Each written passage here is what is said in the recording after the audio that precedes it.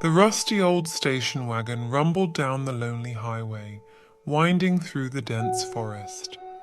Inside, the Lawson family was packed in tight, on their way to visit relatives over the holidays. Up front, Dad gripped the peeling steering wheel while Mom fiddled nervously with the broken radio dial.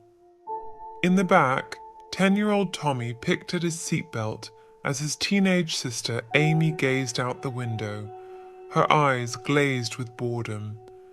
As the car passed a crooked road sign reading, "Ravenwood, 5 miles," a murder of crows suddenly descended from the brooding trees above. Their sharp cries pierced the silence as they swirled around the car, their talons scraping the metal exterior. "Damn birds!" Dad yelled, swatting at the air. The crows continued harassing the vehicle, pulling away and then diving back in waves. It was as if they were directed by a sinister intelligence. After a few miles, the unnerving assault ceased as quickly as it started. The birds retreated back into the woods, their screeching calls echoing through the trees. An unsettling silence lingered within the car, only the rumbling engine audible. "That was weird," Mom muttered with a shiver. "It felt almost supernatural."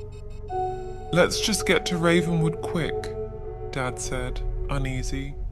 "I don't like this road." The sign for Ravenwood emerged from the mist, depicting a raven perched on a branch. As the car passed, the painted bird's eyes seemed to follow the vehicle. Amy thought she glimpsed a flash of red in its gaze. Soon the forest gave way to Ravenwood's outskirts. Rows of decrepit Victorian homes lined the foggy streets. Few residents were out and about. The only signs of life were stray cats gathered on porches, all turning their heads in unison to watch the Lawsons' car. When they reached the town square, a strange sight greeted them. A towering dead oak stood at the center, every branch filled with silent crows staring at the new arrivals. Not a sound came from the flock. "Do you get the feeling we're not welcome?" Mom whispered. Dad shivered, but kept driving towards their relative's home.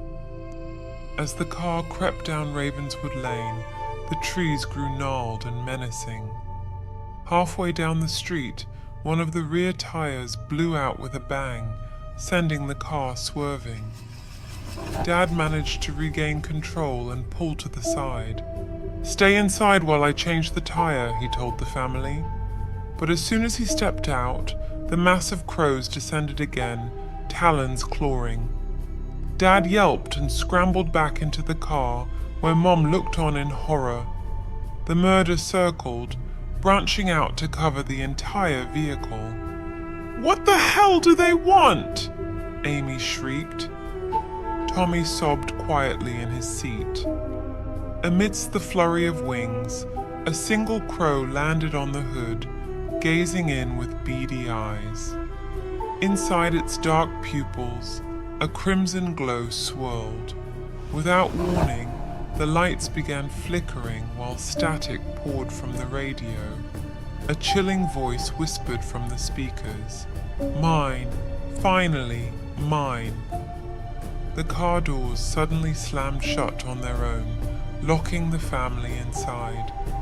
Dad desperately tried restarting the engine, but it only released a dying rattle. The murder continued swarming outside, blanketing the car completely. From the back seat, Amy noticed the lone crow still perched on the hood, its red eyes burning. She sensed an evil presence within the creature. The crow's gaze bore into Amy's soul, and visions flooded her mind. Terrifying images of the Lawsons dragged deep into the forest by a shadowy entity, their screams cut short one by one. When the visions ended, the crow let out a single raspy caw. "It wants us," Amy said in a hollow voice. Something evil? The radio static intensified as the voice returned, now a blood-chilling screech. You are mine! The car jolted violently, rocking back and forth. The murder's talons tore at the windows and roof, shrieking madly. Inside, the Lawsons huddled close, crying and praying. Amy trembled, clutching her brother. Glimpsing the crow again, Amy realized she had to take action. This went beyond just birds. Some sinister force possessed them. She steeled herself and began chanting a prayer, drowning out the chaos. Return to darkness, evil one. You are not welcome here. Leave now and threaten us no more. The crow's eyes blazed and the frenzied assault intensified. But Amy persisted, shouting the chant over the cacophony.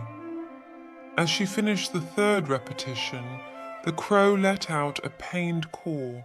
It shuddered, then collapsed limply on the hood. A pulse of energy rang out, and the murder froze in mid-attack. For a moment, everything went silent. Then, the crows dispersed in a panic, fleeing the area in a flurry of black wings. Within seconds, the murder had vanished back into the forest. The Lawsons waited in shocked silence until Dad finally exited, inspecting the car. By some miracle, it was undamaged. He quickly changed the tire, then ushered the family inside. But before leaving, Amy turned back once more. Perched on the dead oak, the lone crow watched ominously. Then it spread its wings and disappeared into the fog. Though safe for now, the Lawsons knew evil still lurked in Ravenwood's shadows. They drove out of that cursed town as fast as possible, never to return. Amy was sure the demonic force had marked them. She could only hope her actions had weakened its power. But deep down, Amy feared that one day those dark wings would descend upon them again, stirring up the horrors that awaited in the forest of Ravenwood.